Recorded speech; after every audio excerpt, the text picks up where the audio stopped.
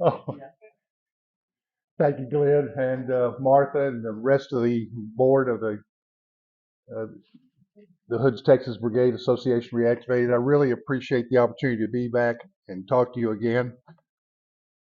I was having dinner last night, sitting next to the Tiners, and when Roxanne asked me about, well, how did you come across this particular subject, or why is it, why is this going to happen? Okay. Is that working? Yeah, that's supposed to be working. Oh, okay. And it reminded me of the story of how I got started on this. I was at a what they called a Civil War symposium, 5 speakers, and at the end of each of our 5 presentations, there wasn't any Q&A after each one of these, but rather a writing of questions, giving them to a moderator, and then him handing them to a speaker that he chose. Well, one of the questions was, well, why did Robert E. Lee not really have an active Army command for more than a year after the war started? And he asked it to one specific guy that was on the panel. I'll never forget his answer. He said, "Well, I guess Jefferson Davis didn't have a very high opinion of it." Well, that launched me on the great discovery of the why it was that Lee did, in fact, sit out the first 14 months of the war, is in essence. And what I came across was what I call the Davis, Scott, and Lee feud, and how it was that antebellum politics ruined the Southern Confederacy. Now, this story is in my Robert E. Lee at War multi-volume series, and to set the table for this so everything kind of makes sense, we have to look at the 3 people involved and how their story intertwines and eventually comes to a head. We're talking about Jefferson Davis, Winfield Scott, most people know who he is, and of course, Robert E. Lee. Now, Jeff Davis got an appointment to West Point, courtesy of his brother. And while he was at West Point in the early 1820s, he really didn't do very good. He wasn't an enthusiastic student at all. Didn't like discipline. Um, so Jeff Davis, predictably, graduated at the bottom third of his class when he got out of West Point. Okay, he didn't like anything about the cadet life we see here at the bend of the Hudson there at West Point, and as a result, he gets infantry assignments. Most horribly, the Fort Crawford in the Wisconsin frontier. Doesn't look like a lot of fun, does it? Well, anyway, the upside of being dumped in this place is that he meets his post commander, Zach Taylor. Okay, and excuse me, and more importantly, he meets Zach Taylor's daughter, Sarah Knox Taylor, that he called Noxie. Okay, all right. Now he's very taken with Noxie, and he wants to marry her, and Zach Taylor would have none of it because he wanted something far better for his little girl than living an army life. Okay, so Jeff Davis decides the only way to uh, end this dilemma is to resign his commission, which he did. Once he resigned his commission and promised Daddy that he would take her to Mississippi to make her a plantation belle, he relented and let Davis marry Noxie. Okay. Now, being a young and in love husband, he wanted to show Noxie off to his family. most immediately to his sister, who lived in Louisiana. Okay, so he takes Noxie down to his sister's just north of Baton Rouge, and in the summer of 1835, both of them contract malaria, and Noxie tragically passes away very quickly. Okay, now she is buried at the Locust Grove Cemetery, that is north and somewhat east of Baton Rouge, and it's a kind of a family plot, and that's where she is located today. Well, brokenhearted Jeff Davis goes back to Mississippi. His brother arranges for him to have a plantation at a place called Briar Grove, which he starts constructing, and that place is about 25, 30 miles south of Vicksburg, okay, on the Mississippi. Now, a few years go by, and Davis becomes involved with another young lady named Verinia. He met her when she was 17, and by the time they're 21, they're married. Okay, 1845.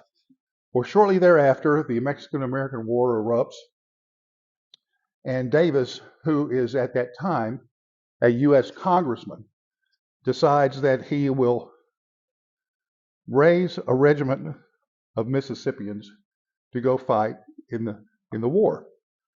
And so the regiment, some sources say it was a reconstituted regiment, another one say it was a new one. Well, anyway, the 1st Mississippi Rifles was the unit, and Davis was the commander.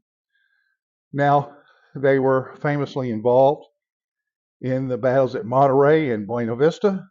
I'll go back a little bit fast for that. Pardon me, at Monterey and at Buena Vista. It was at Buena Vista that Davis claims that his life was saved by Albert Sidney Johnston. Okay, it was also at Buena Vista that Davis has a lot of interaction with a former or with a future Confederate general named Braxton Bragg. Okay, well anyway, so at these engagements, Mississippi Rifles proved to be most effective, and Davis earns everlasting military fame by his leading them at Buena Vista. Now, this translates into political success once he leaves the Army, and after a period of time, he goes back to Washington, this time as a senator, as the state legislature appointed him to a vacancy for someone who had passed away. And so Davis, as a senator now, U.S. senator, is back in Washington.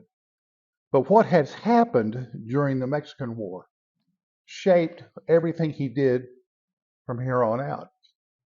Because as a member of Zach Taylor's army that came out of Texas for the Mexican campaign, he saw how reinforcements that were due to be sent to Zach Taylor's army had been diverted to Winfield Scott's army at Winfield Scott's direction. Now that grated on Zach Taylor greatly, and by extension to Davis as well, because Davis took that personally, because he considered still Zach Taylor a very close member of his family. So when he's back in Washington, Davis decides to bring charges against Winfield Scott for misappropriating those reinforcements in Mexico, and he forces the government to recall Scott in order to defend himself. Now, Winfield Scott was a distinguished Army officer. He was the ranking military man in uniform. His military career spanned 53 years. It was the longest in American history, basically from President Jefferson to Lincoln. Now he's involved in the War of 1812, the Black Hawk War, the Creek War, the Mexican-American War, the Second Seminole War, the War between the states, and he was the commanding general of the Army for 20 years from 1841 to 1861. Now, prior to that, he had very famous victories during the War of 1812 at Chippewa, at Lundy's Lane. He was responsible for the styling of American uniforms that he patterned after the Napoleonic Wars. There's some Frenchmen fighting there in the streets of Essling in 1809. Scott also wrote drill manuals. I mean, he was involved in every aspect of the Army. So when the Mexican-American War comes in 1846, Scott is the senior officer in charge of operations. And the American Army movements, they had multiple armies coming into northern Mexico, one of which was Zach Taylor's, and then Winfield Scott's expeditionary force sails from first sails from New Orleans, then to Texas, and then takes Texas down to the Veracruz. Now, when he's at Veracruz, I love AI, how they misspell Veracruz. That was the last time I used that. I kept changing it back to the correct spelling. It wouldn't let me go. Well, anyway, Veracruz, one word. And so Scott starts his campaign from Veracruz across the peninsula to Mexico City as Taylor's army is supposed to be moving south in order to do the same thing, to put the Mexicans in a pinch. Okay, so he directs the army from Veracruz. We got Cerro Gordo, Churubusco, eventually Chapultepec Castle in September of 1847, and eventually Scott's entry into Mexico City is a triumph for him and the American Army because it overcomes a far superior force that Scott overcame thanks to shall we say, the aggressiveness of a lot of his staff officers as well as himself. And so the Scott's maneuvers from the battles of Veracruz to Mexico City were among the most daring in American history up until that point, because it showed a much smaller army compared to the Mexican forces that required aggressive, competent leadership. You maneuver in the face of these larger forces in order to create favorable conditions. And interestingly enough, Scott prohibited the United States forces under his command from exercising in any wanton destruction, and forced them to purchase every item that they took from the locals. They certainly didn't want to insult or turn against them any people that were not already their opponents. Robert E. Lee famously said that he learned from General Scott that you always try to pay for these items that you're going to take from civilians. We have enough enemies, we sure don't need any more. Right? Well, the Duke of Wellington was impressed with Scott's campaign from Veracruz to Mexico City.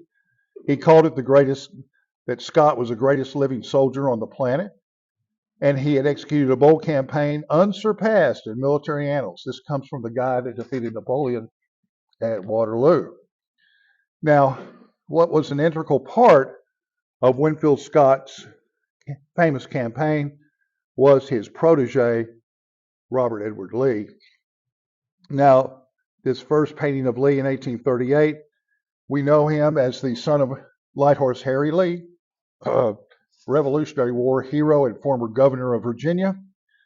He graduated in West Point 1829, second overall average. He was first in tactics and artillery. And because he's at the top of the West Point class, he earned a commission into the Corps of Engineers. And a couple years later, he marries into the Custis family in 1831 by marrying Mary Randolph Custis. And by that marriage, he became George Washington's great grandson-in-law. Okay? Now, for those who may have forgotten Lee's extensive family, here were a few of the notables once he became married. Okay? Check out those cousins. His brother-in-law was Samuel Cooper, who was the adjutant general. Other relatives, Thomas Jefferson, Patrick Henry. Okay? Now, Lee had gone to West Point in the 1820s, graduated in 29, and certainly that made an indelible mark on him during that time there, because we know what he studied, how he elected to spend his extra time learning the history of the great captains. So once he's gone from West Point, he starts a series of assignments that are basically constructive. He goes to Fort Pulaski. He finishes the construction at that place. He then is assigned on to Fortress Monroe. Once he is finished there, they assign him to St. Louis so he could redirect the flow of the Mississippi River and save New Orleans as a port. Save St. Louis as a port, which he did in 1837. And that was considered a great engineering feat at the time. So Lee's military accomplishments began during the Mexican-American War, as he was a part of the movement from Veracruz to Mexico City. Now, during this campaign, Lee wins 3 brevets for bravery, because he's not only scouting how the American forces are to maneuver, but also how they're to attack. And he also accompanies Winfield Scott and other staff members into Mexico City when the fall occurs. Now, once Winfield Scott gets recalled back to Washington to defend himself, it was a series of receptions that they had. And one of them in Richmond, following the war, there was a committee of Virginia legislators that wanted to honor General Scott. And he said, "Man, you seek to honor the wrong man. It's Captain R.E. Lee is a Virginian who deserves the credit for that brilliant campaign." Now, importantly, Scott's assessment of Lee following the war with Mexico, these are quotes. He said, "He was the very best soldier I ever saw in the field. Lee is the greatest living soldier in America." And he also said, "Robert E. Lee is the greatest soldier now living. If he ever gets the opportunity, he will prove himself the greatest captain of history." Okay? Pretty high opinion. At this time, when the war is over, Lee gets reassigned for more engineering duty, and he reconstructs Fort Carroll at Baltimore Harbor. Here's a picture of it in the 20th century. And shortly thereafter, there became the opportunity for Davis to inveigle Lee in his feud with Winfield Scott. Scott was having to spend an enormous amount of money defending himself from the full force of the federal government that was bringing charges against him. And during this time, a character from Cuba named Narcisco Lopez, who was the leader of the revolutionary junta, came to see Jefferson Davis. Now, why would he do that? Because Davis, as a senator, made it well known that he wanted to expand American territory to other places and bring them in as slave states. Okay? And Lopez knows this, so that's why he went to visit Davis.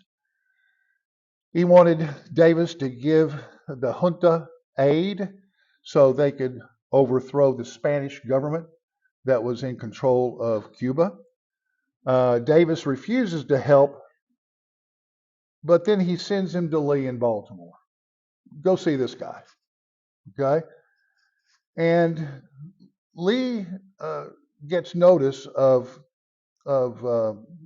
Lopez wanting to talk to him, but in good judgment, he will not even visit with him because he knows that it will violate his oath if he even gets involved in any way, shape, or form.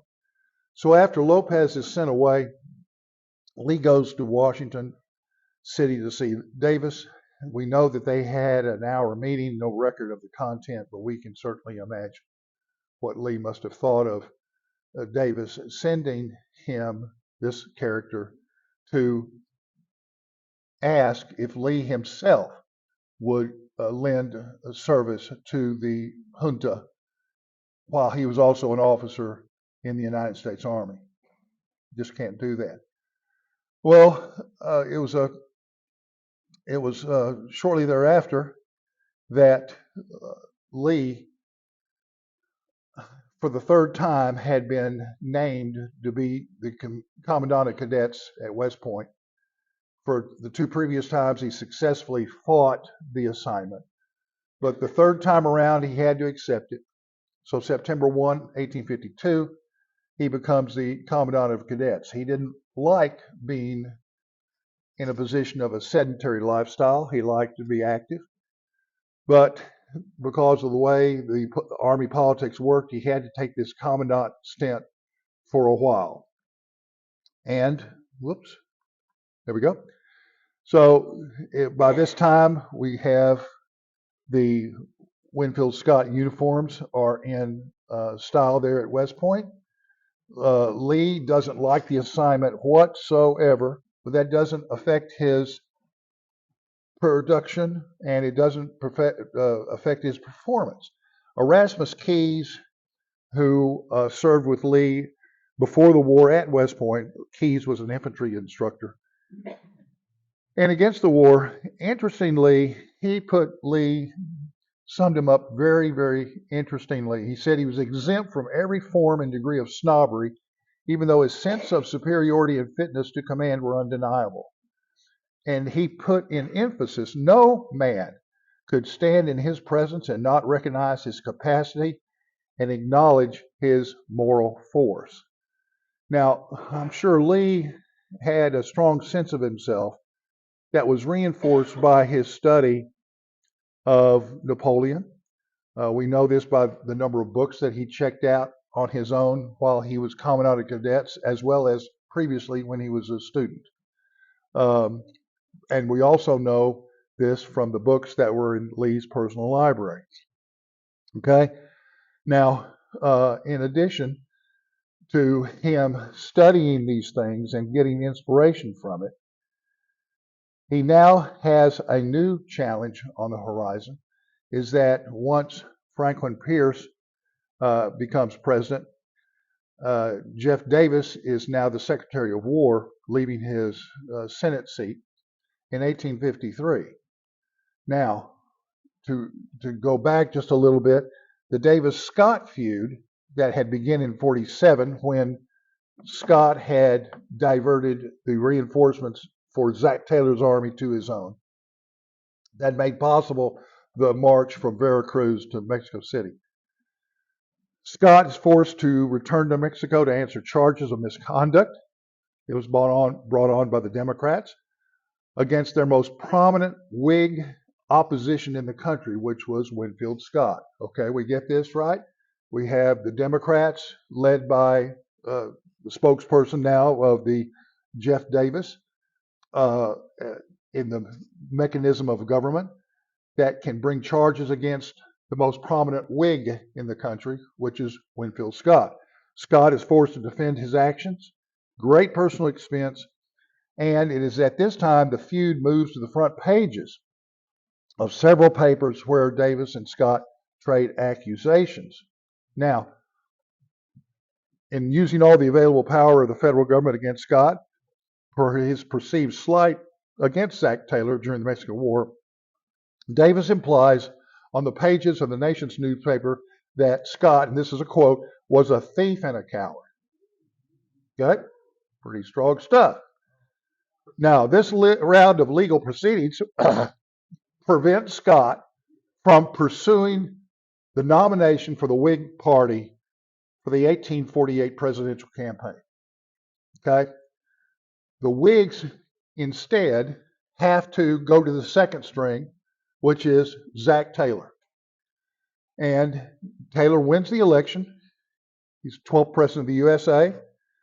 In the meantime, Scott gets acquitted by the Senate for his alleged wrongdoings. Now, Zach Taylor dies in office. Millard Fillmore, the vice president, becomes then the 13th president. And then, when the Whigs hold the convention to nominate the candidate for the 1852 election, the Whigs cast aside Fillmore, who's the sitting president, in favor of running Winfield Scott as the candidate. Okay? No, so for the election of 1852, Davis, who is a staunch Democrat, actively campaigns for fellow Democrat Franklin Pierce. Okay? We'll look a little bit back and forth date-wise. But while on the campaign trail, Davis claims that Scott did not earn his honors in the Mexican War and that Scott was unworthy of the American people's trust. Okay? Now, Davis then extends his feud to Lee. We've already seen it with the Lopez Junta incident of 1850. Then 5 years later, Davis refuses to offer Lee command of one of the new regiments that had been raised for frontier defense. It was the 1st and 2nd Infantry, the 1st and 2nd Cavalry. Okay?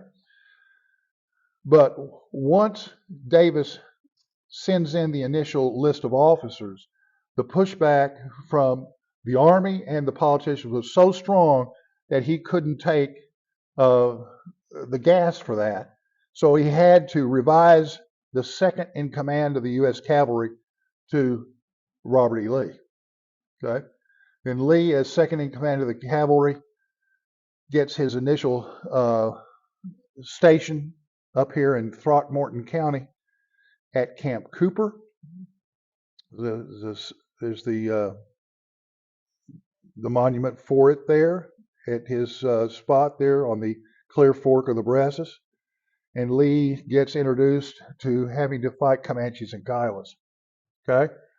So Lee is moved from the staff, which was the engineers, to the line, which is the Army Cavalry Command, which he loves because he gets a active command, active lifestyle again.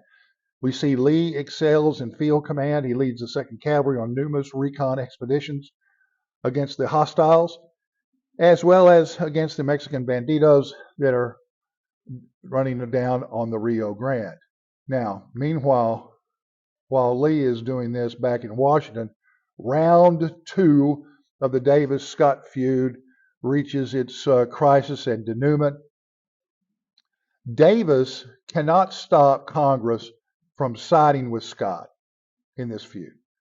Finally, 2 years after the lengthy hearings and debate that had begun soon after Davis had become Secretary of War, and even prior to that as a senator, Congress passes a joint resolution appointing Scott with the permanent rank of Lieutenant General.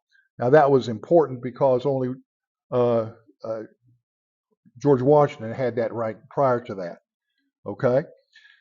And Scott was to get full pay and allowances retro back to March 29, 1847, okay, which was the day that Scott received the surrender at Veracruz.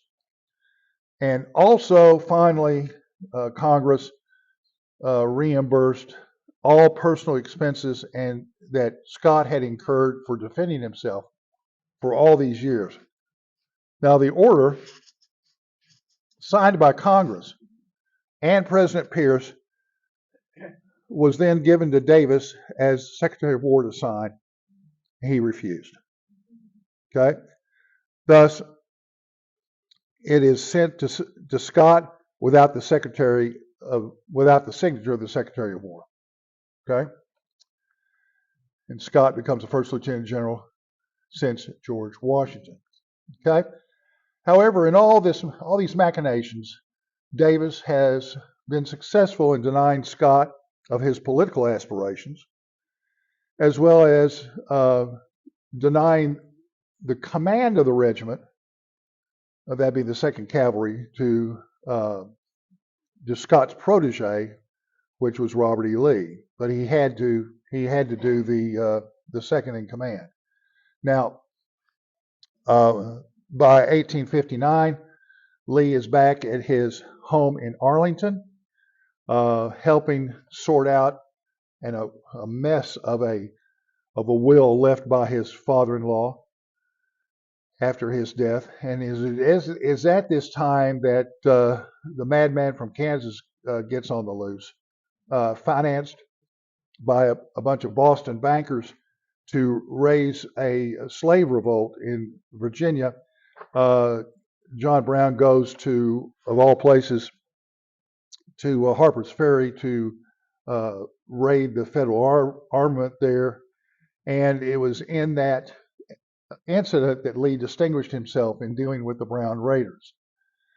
Now, by 1860, Abraham Lincoln wins the election.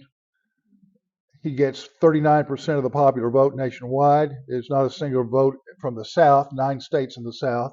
It's because he's not on the ballot in the South, right? Well, those ballots are controlled by the state legislatures. So soon after he gets elected, the fever of secession takes the Cotton States. That's a flag of the third Florida that kind of sums all it up for a lot of people. And Davis is given the presidency of the provisional government of the Confederate States, and that was in Montgomery, Alabama, 1861 of February. So the 7 Cotton States formed the Confederate States of America. Davis takes the oath in the office in Montgomery. Now, upon receiving the news that Davis is the president of the CSA, what do you think General Scott did? Well, he went on record with the reporters of the nation's newspapers, and this is what he said. Davis is a Judas who would betray Christ, the apostles, and the whole Christian church. Okay? And this is even more important. If the cause for Southern independence was the holiest ever taken up by man, Jefferson Davis would taint it by his touch. Okay? Now, at this time, Robert E. Lee is in San Antonio. When the war clouds start breaking over, he realizes that he needs to get back to Virginia as soon as possible. He escapes Texas by going via Indianola, taking ship to Virginia. And once he's back in Virginia, in the middle of March of 1861, actually the actual date's March 28, 1861, he gets promoted to the colonel of the 1st U.S. Cavalry. Guess who signed that commission? Abraham Lincoln. Okay? So he gets his full colonelcy March 28, 1861. Now, 2 weeks later, in Charleston Harbor, we had the bombardment of Fort Sumter, and the response to Fort Sumter was that Lincoln calls for 75,000 volunteers from all the states to, quote, suppress the combinations, meaning the secession, and to cause the laws to be fully executed, meaning to collect the taxes that are due the federal government from the seceding states. Now, in plain language, Lincoln was calling for an army to invade the Cotton States. Okay, and the move forced the hand of the states comprising the Upper South at that time, who were previously solidly pro-union. They weren't coming out until this happened. Now, They believed that it was dishonorable to contribute manpower as well as to allow an invading army through their sovereign states. So now, in their minds, it became revolution in the face of tyranny. Now,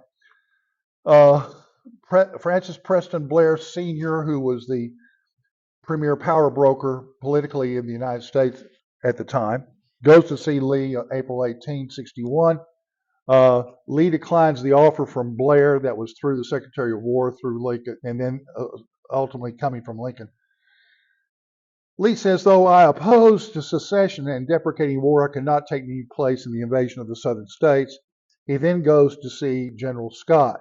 Now, Scott being his mentor and Lee being the protege, they have their last meeting. They meet for 3 hours. Interestingly enough, Erasmus Keyes is the secretary sitting outside the door where these two men are meeting. And basically, Scott tells him, look, if you're not going to take the promotion, you need to resign your commission immediately, okay? Because you cannot be in uniform and under orders to go do something and then resign. You can't do that. So he tells Lee, if you're going to resign, you better do it at once. Lee goes back to Arlington. Now, he said, as an American citizen, I prize the Union very highly and know no other personal sacrifice would not make to preserve it save that of honor. That's what Lee believed, that it was dishonorable to go against his home state. Now, once Lee receives the word that the Virginia delegates who voted for secession, he resigns his commission. So interestingly enough, he calls Virginia his native country. And he gets that from his reading of Tacitus, who wrote in Germania that family defense was inextricably linked to one's honor. Okay? That you cannot abandon your family defense, that your primary honor is to your family, that it was the foundation and the principle that helped drive the states of the Upper South out of the Union. So once that happens, you have the full view of what the Confederacy looked like at the time. They adopted the motto, victory or death. And I'm not going to read this whole thing, but from James McPherson's Battle Cry of Freedom, he said that when the secessionists protested they were acting to preserve traditional rights and values, they were correct. Okay? The concept of the South's republicanism had not changed in 3/4 of the century, whereas the North had. Okay? So Lee becomes, a few days later, Lee travels to Richmond. He takes the commission as the commander of Virginia's military forces. That's how they styled it. And once that happened, he now is the bearer of George Washington's Revolutionary Banner. And interestingly enough, Walter Taylor, who was his longest tenured staff member, said, even at this time, Lee was alone. Of all the men known to me, expressed his most serious apprehensions about a prolonged and bloody war, a determined and bitter conflict owing to the traits of the Anglo-Saxon race when liberty and honor are involved.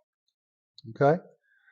So, Jefferson Davis, as we remember at this time, is president of the Confederate States that is still headquartered in Montgomery, Alabama. Okay? Davis, having taken word that Lee, the protege of Winfield Scott, is now commander of Virginia's military forces, doesn't really trust Lee, so he sends spies to Richmond to inform on Lee. Okay? One of the most prominent ones is Edmund Ruffin. Okay? He arrives in Richmond May 14, and he meets with Lee. And after Lee tries to explain to him what hardships the South could expect from the coming conflict, Ruffin wires back to Davis that Lee, quote, is utter lack of understanding of what war means. You should come to Richmond at once and take over Lee's job. Okay? Other Davis spies report, quote, Lee wishes to repress the enthusiasm of our people. He is too despondent. He dispirits our people, for he does not know how good and righteous our cause is. Even Francis Pickens of South Carolina is not a Lee fan. After he meets with Lee in Richmond, he wires President Davis, Lee is not with us at heart, or he is just a common man with good looks who is too cautious for practical revolution. Okay? He may look good, but he just doesn't have the fire in his belly that we need. Okay? What is the line in Gone with the Wind say? Any Confederate can beat 4 Yankees or 5 Yankees or whatever it is. That was that whole mindset that they had at the time. So Robert E. Lee is charged with defending all of Virginia, including Harper's Ferry. And he decides that he's going to go on a tour of the state's defenses at the same time that Jeff Davis decides to relocate from Montgomery to Richmond. Now, if you're the president of the Confederate States and you arrive in Richmond at the train shed, who do you expect to be there to meet you? The commander of Virginia's military forces, okay? So, just prior to that, Davis had summoned Lee to Montgomery to, come down here to Alabama and see me. And Lee said, no, I can't do that. I got more important things going on up here. Okay? And so when Davis arrives in Richmond May 29, and he's not there to meet him, but rather Lee at the time is at the Centerville front inspecting troops in the line of defenses, Davis really takes it personally. Okay? He believes that Lee's association with Winfield Scott results in him not paying him the homage that he needs to. And as soon as Davis can, he moves to absorb all of Virginia's state forces into the service of the central government. And that happens June 8, 1861. Now, so from late April to June 8, what had Lee accomplished while he was commander of Virginia military forces? Well, he put 40,000 Virginians into the field before they passed into the service of the central government. So as of June 9, 1861, Lee is out of a job, and Davis doesn't do anything to employ him. Okay? Now, Lee spends then weeks in nervous agitation trying to do something to help the cause, but because there's nothing officially to do, all he can do is simply make suggestions. Then there's a mess going out in Western Virginia, big mess, and Davis gets the idea, look, Beauregard's turned down the assignment, Joe Johnston's turned down the assignment. I know, I'll send Lee out there to deal with the three guys commanding these forces out there, and he can go out there. But interestingly enough, even though he gave him the titular title of commander, he did not give him the authority to command. All he could do was make suggestions. And that's where a lot of these authors get the idea that Lee commanded by the power of suggestion. Well, his initial field assignment after Davis arrives in Richmond was Western Virginia, and that's all he had the authority to do. Interestingly, Lee writes his wife, Mary, that his mission to Western Virginia, his very words, were insane. And you can imagine his opinion of that. He's one of 5 full generals of the Confederacy. Every other one of them has an army command, and he's sent out there to coordinate these 3 guys, 2 of which are politicians, to get them to do what he thinks they should do best. When he comes back from that predictably failed assignment, he spends just a few days in Richmond before Davis dispatches him again, this time to the southeastern coast, um, uh, Georgia, uh, part of Florida, and South Carolina. And he writes to his daughter, "This is another forlorn expedition, worse than Western or West Virginia." And so by 1862, February, fortunes for the Confederacy start unraveling very, very quickly. Okay, Fort Donelson and Henry fall, Roanoke Island and the loss of the mouth of the Albemarle Sound, Nashville falls. It's getting bad, and the Confederate Congress knows it. So they pressured Jefferson Davis to bring Lee back because they believe that Lee can do something to turn around Confederate fortunes. So Davis writes Lee on March 2nd, get yourself back here as fast as you can. And he's letting the Congress know that as soon as he's back, I'm going to do something meaningful with him. In the meantime, Confederate Congress presents a bill creating the office of Commanding General of the Armies of the Confederate States. It's analogous to the position that Winfield Scott had in federal service earlier, that he was the Commanding General of the Armies. Had no infringement on the constitutional authority that Jeff Davis had. Passed the House on March 3rd, passed the Senate on the 6th, but on the 14th, Davis, after having it sit on his desk for more than a week, he returns the bill unsigned, daring them to veto it. And he promises Congress to meaningfully employ Lee in a capacity that they had presented in the bill, and the veto was sustained on March 15th, the next day. So General Lee's assignment of being the so-called advisor to the president, after he hears the news about his latest assignment, he writes to his wife, "I don't see the advantage or pleasure in my duties. I will not complain, but I'll do my best. The enemy is pushing us back in all directions, and how far he will be successful depends much upon our efforts and the mercy of Providence." So in the events of April to May 62 greatly impact Lee once he becomes before he becomes Army Commander. He is the advisor to Lee, to President Davis. And the two important things happen that he sees firsthand, that Lee sees firsthand during these 2 months. The first thing is that he is given the assignment by Davis to create a universal draft or conscription for the Confederates. Okay? I'll get to that in just a second.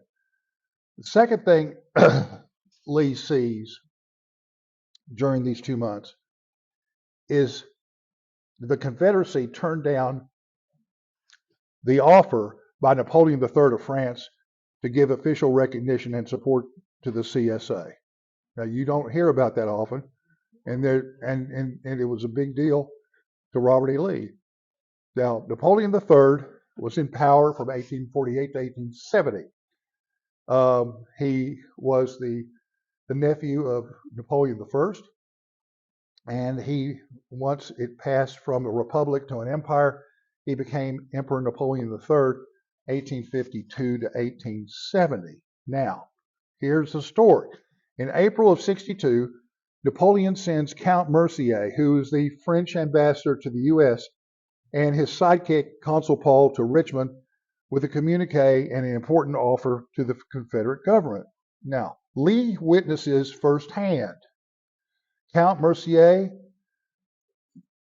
offer the deal that France, quote, would formally recognize the Southern Confederacy and declare in support of the Southern War effort.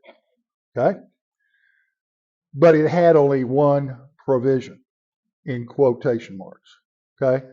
That only provision was that France requires that the Confederate Congress pass an act outlining when emancipation would be granted. Okay?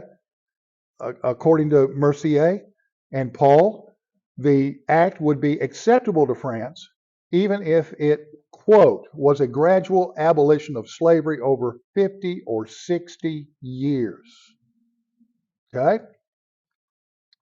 Now, Mercier meets 2 days with Secretary of State Judah Benjamin. He says 3 days here. One of those days was with the congressional members. 2 days with Benjamin, another day with the Congress. And those 3 days of negotiations come to naught, and the Confederate Congress declines to act. Now, why in the world do they do that? Because of the wording of the Confederate Constitution. You can see there and look it up for yourself, but it's Article 1, Section 9, Clause 4. Okay?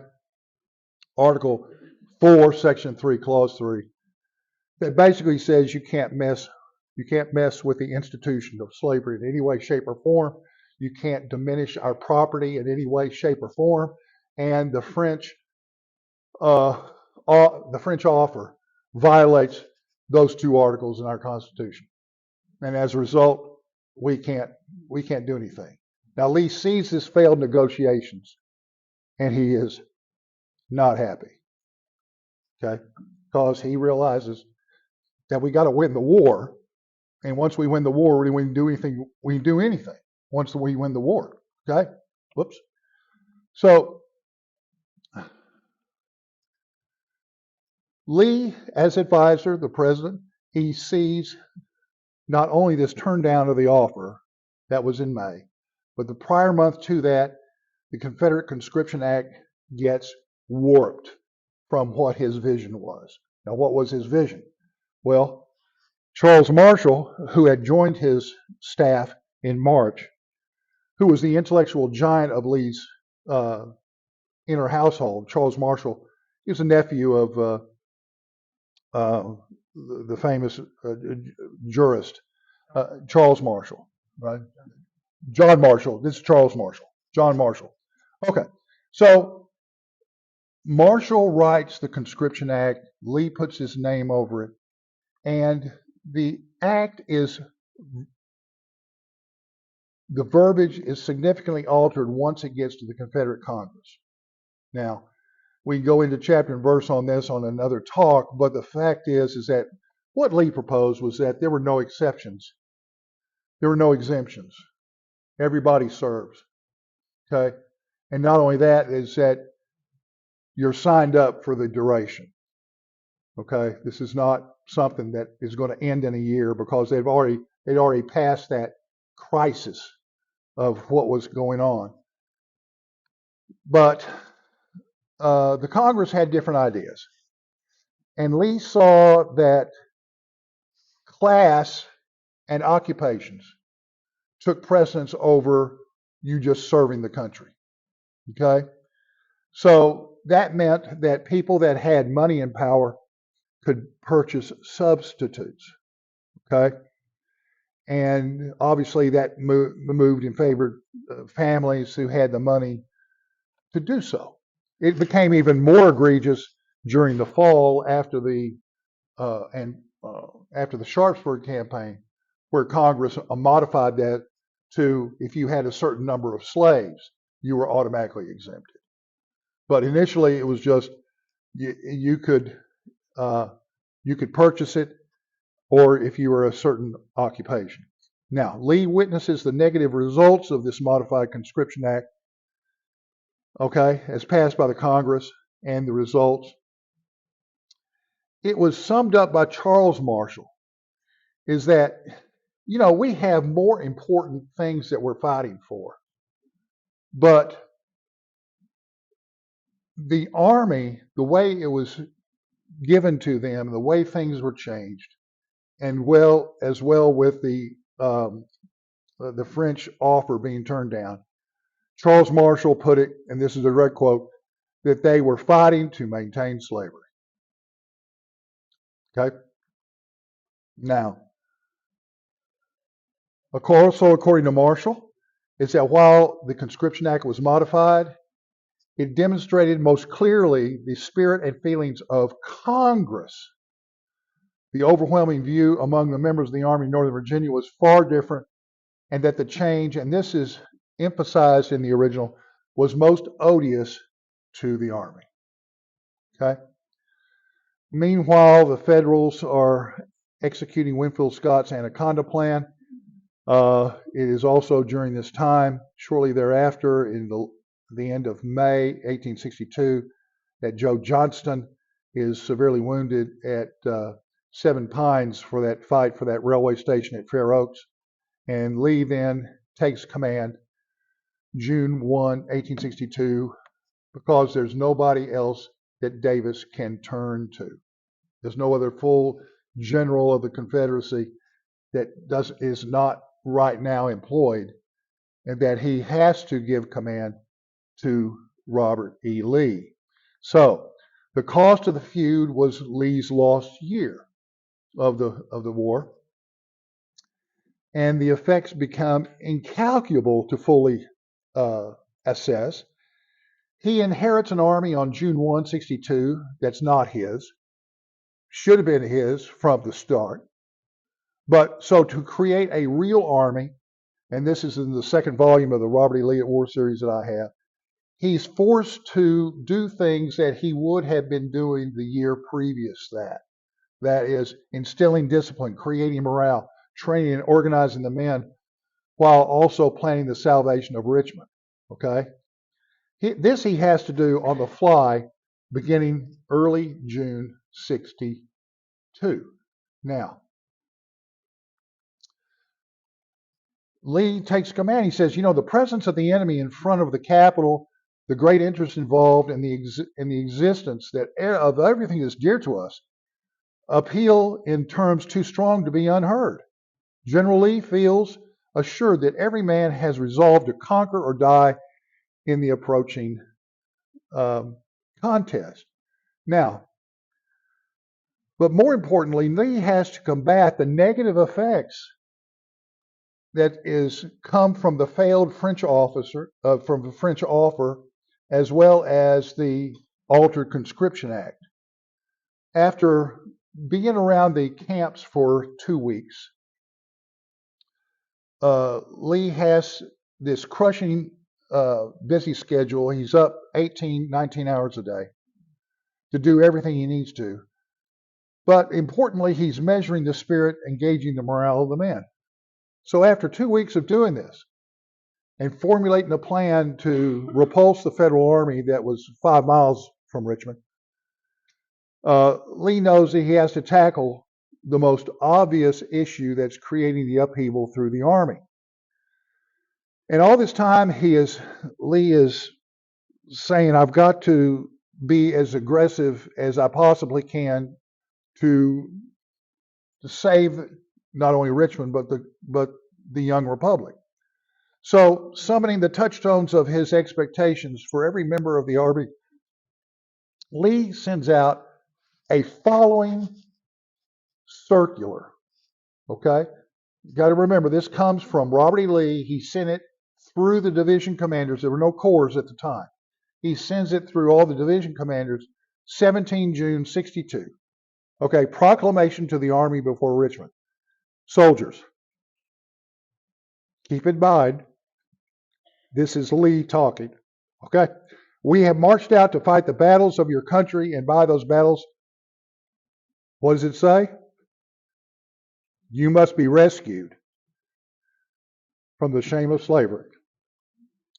Your foes have declared their purpose of bringing you to beggary, and avarice, their natural characteristic, incites them to redouble efforts for the conquest of the South in order that they may seize her sunny fields and happy homes. If ever men were called upon to defend the beloved daughters of their country, that now is our duty. Let such thoughts nerve you up to the most dreadful shock of battle, for if it were certain death, death would be better than the fate that defeat would entail upon us. But remember, though the fiery noise of battle is indeed most terrifying and seems to threaten universal ruin, it is not so destructive as it seems, and few soldiers, after all, are slain. See, he's trying to soften the what's expected of you. Keep cool, obey the orders, aim low. Remember that while you're doing this and driving the enemy before you, your comrades may be relied on to support you on either side and are in turn reliant on you. Stand well to your duty, and when these clouds break away, as they surely will, the bright sunshine of peace falling on our free, virtuous, and happy land will be sufficient reward for the sacrifices which we are now called upon to make. This the commanding general desires. It was signed by the division commanders, came from Robert E. Lee. You can find this in the National Archives. The Record Group 109, Army of Northern Virginia. One of these has made it through, saved by the editors of the official records. It's in Series 1, Volume 11, Part 3. And if you have that, it's on pages 605 and 606, the proclamation to the Army before Richmond. Okay? Lee goes on to say that our country demands all our strength and our energies to resist the powerful combinations against us, requires every man at his place. If victorious, we will have everything to hope for the future. If defeated, nothing will be left to us to live for. Now, to his brother Carter, he writes, about 4 months later, he said, we may be annihilated, but we cannot be conquered. Okay? Now, let danger never turn you aside from the pursuit of honor or the service to our country. Know that death is inevitable and the fame of virtue is immortal. So, Lee, in trying to make up for the time that had been taken from him once the war began because of the feud that had manifested itself between Scott and Jeff Davis, had to be as aggressive as he possibly can and to instill into the Army what they knew, what their real mission was, and that was to save their land and save their country. Okay? But it's interesting, a lot of the things that Lee says here, you won't see in a lot of other books. So the headquarters flag is designed by his wife, and his daughter kind of says it all. It's an outline of the Ark of the Covenant that he used for his headquarters flag for a couple of years. And so in the end, it was this antebellum politics and personality conflict that cost Lee his chance to command the Army for the first year of the war. And I would argue that from what he saw and personally witnessed,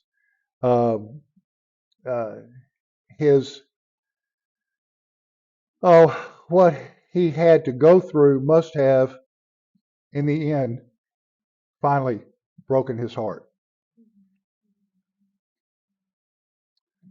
Thank you very much.